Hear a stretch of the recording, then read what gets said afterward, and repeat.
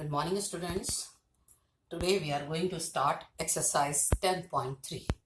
In this exercise, we have given some equation and reduced in some another form. First question is reduce the following equation into the slope-intercept form. Slope-intercept form is y is equal to mx plus c. And question is find their slope and y-intercept. Equation is 6x plus 3y minus 5 is equal to 0. Question is change in the slope-intercept form and find the slope and intercept. The first step is y separate करेंगे left hand side, remaining term right hand side. हमें इसे form में ले जाना है y is equal to mx plus c में. It means coefficient of y is plus 1. 3y is equal to minus 6x plus 5. And y is equal to minus 2x plus 5 by 3. Now compare with y is equal to mx plus c. y is equal to mx plus c. अगर हम compare करते हैं y is equal to compare with, क्योंकि हमें उसी shape में लेके आना था, उसी फॉर्म में लेके आना है, mx plus c.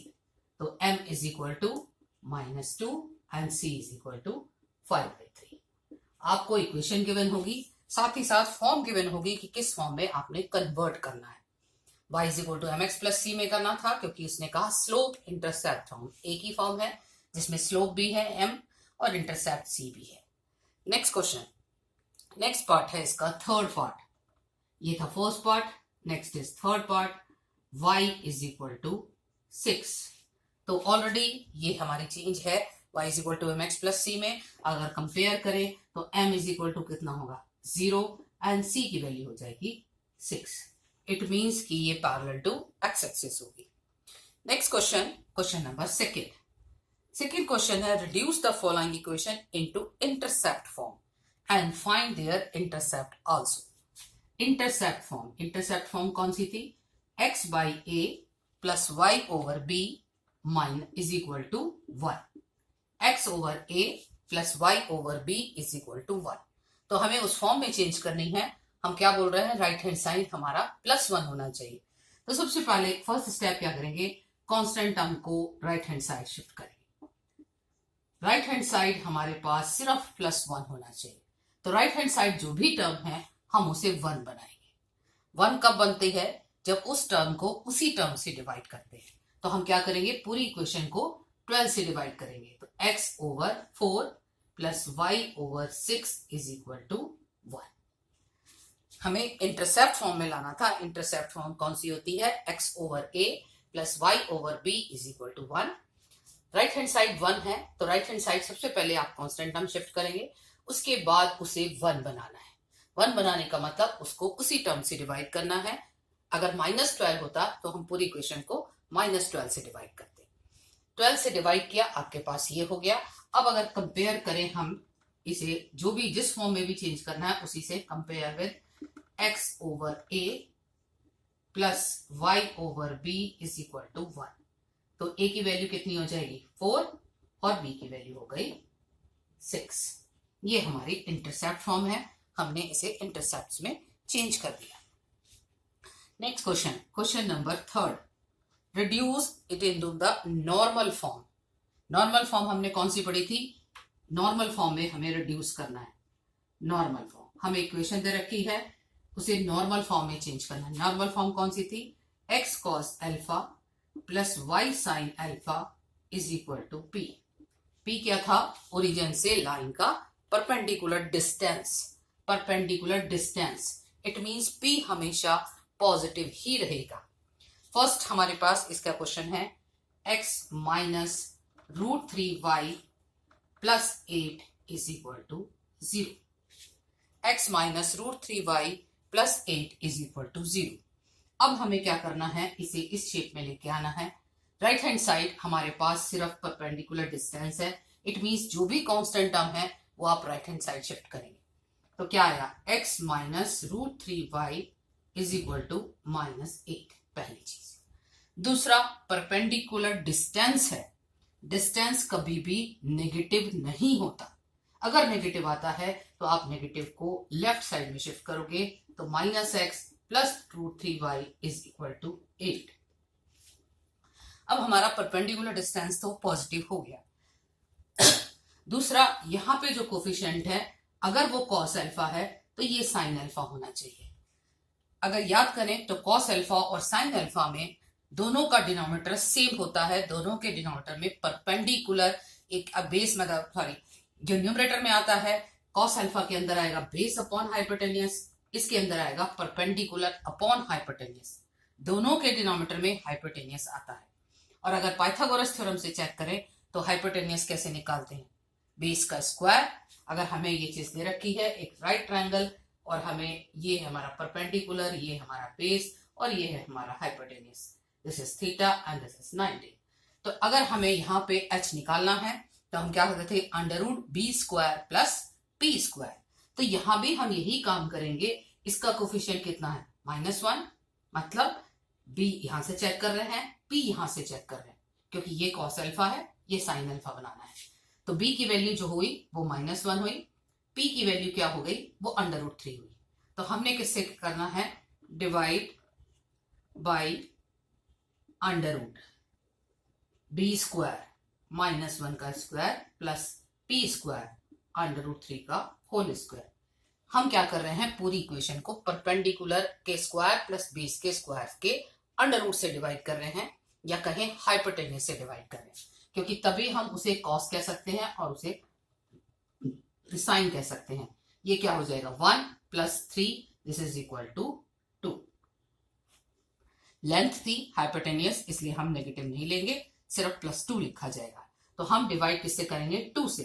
तो क्या बना, -1/2x plus √3/2y is equal to 4। अब अगर हम कंपेयर करते हैं अपनी नॉर्मल फॉर्म से तो cos अल्फा की वैल्यू कितनी हो गई, -12, और sin अल्फा की वैल्यू कितनी हो गई, √3/2। ठीक है, cos अल्फा की वैल्यू हो गई हमारे पास -12 और sin अल्फा की वैल्यू हो गई √3/2। अब हम आंसर निकालें।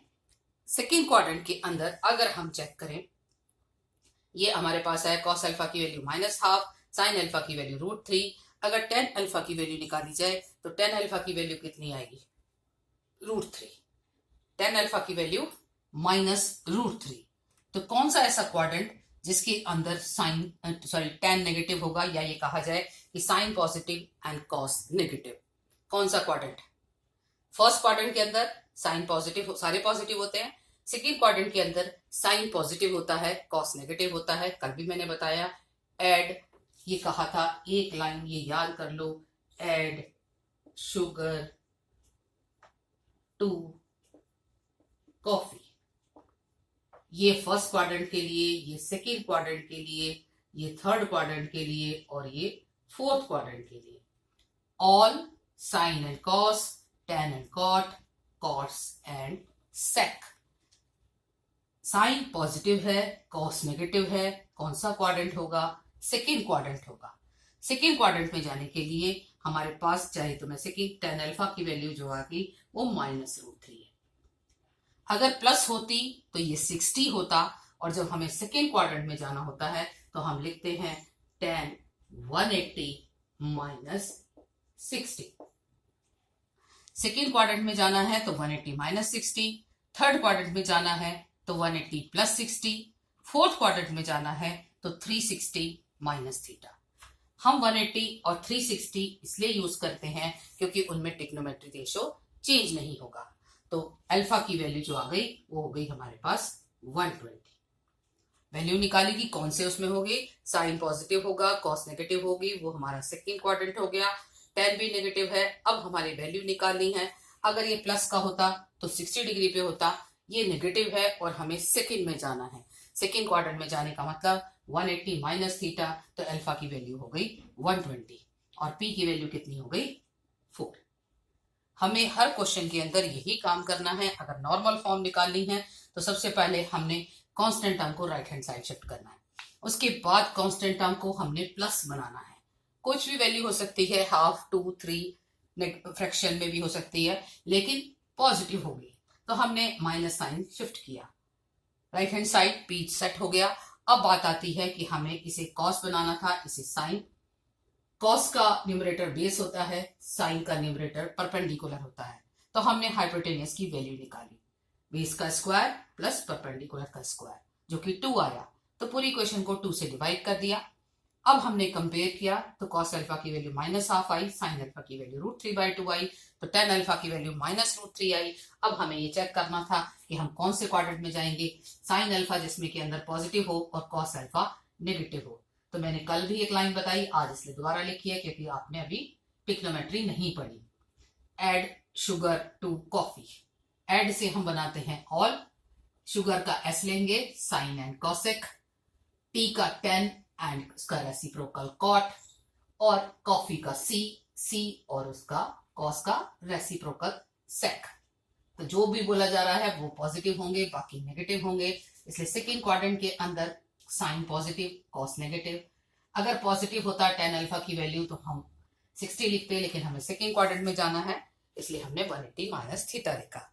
एक पार्ट और कर लेते हैं इसी का, इसका थर्ड पार्ट, थर्ड क्वेश्चन का थर्ड पार्ट ये है x minus Y is equal to 4, X minus Y is equal to 4। अब वही नॉर्मल फॉर्म चेंज करनी है, इसी में लेके आना है। तो इस क्वेश्चन के अंदर अगर चेक करें तो परपेंडिकुलर डिस्टेंस जो है वो 4, वो हमारा ठीक लिखा हुआ है। परपेंडिकुलर डिस्टेंस हमारे पास 4 ठीक लिखा है, +4 है। तो अब हम किससे डिवाइड करेंगे, डिवाइड बाय, अब हम निकाल रहे हैं hypotenuse, divide by under root. x का कोफिशिएंट 1 का स्क्वायर प्लस y का कोफिशिएंट -1 का square, this is equal to √2। Question क्या बना, 1/√2x minus 1/√2y, this is equal to 2√2। अब कॉस अल्फा और साइन अल्फा की वैल्यू निकाल लेते हैं। कॉस अल्फा की वैल्यू हो गई 1/√2 एंड साइन अल्फा की वैल्यू हो गई -1/√2। p की वैल्यू तो सही हो गई 2√2। अब हम चेक करेंगे कौन सा क्वाड्रेंट जिसके अंदर कॉस पॉजिटिव होता है और साइन नेगेटिव होता है, वो होता है हमारा फोर्थ क्वाड्रेंट। अगर हम टेन अल्फा की वैल्यू निकालें तो वो आ जाती है -1। अगर +1 होती तो हम 45 लिखते, लेकिन अब हमें कहाँ जाना है, फोर्थ क्वाड्रेंट में, क्योंकि कॉस पॉजिटिव है, साइन नेगेटिव है। तो फोर्थ क्वाड्रेंट में जाने का मतलब हम लिखेंगे 10 360 माइनस 45। सेकेंड के लिए 180 माइनस थीटा, थर्ड के लिए 180 प्लस थीटा एंड फोर्थ के लिए 360 माइनस थीटा। थीटा की वैल्यू हमने यहां से निकाली कि 45 आएगी, तो अल्फा की वैल्यू कितनी होगी 315 और p की वैल्यू कितनी हो गई 2√2। बस इन क्वेश्चंस के अंदर आपने 2-3 बातें याद रखनी है कि एक तो आपको फॉर्म कौन सी दे रखी है, उसी फॉर्म में कैसे ले जाना है। हमने पहले पढ़ी थी स्लोप इंटरसेप्ट फॉर्म, दूसरा क्वेश्चन किया इंटरसेप्ट का, और तीसरा क्वेश्चन किया नॉर्मल फॉर्म का। नॉर्मल फॉर्म में सिर्फ हमें एक आधे स्टेप एक्स्ट्रा है कि हमें डिवाइड करते हुए ख्याल करना है। दूसरा कॉस और साइन की वैल्यू आएगी, उसके हिसाब से आपने क्वाड्रेंट सेलेक्ट करना है कि कौन से क्वाड्रेंट में जाएगी, और फिर उसके बाद अल्फा की वैल्यू निकालनी है कि अल्फा की वैल्यू क्या आएगी।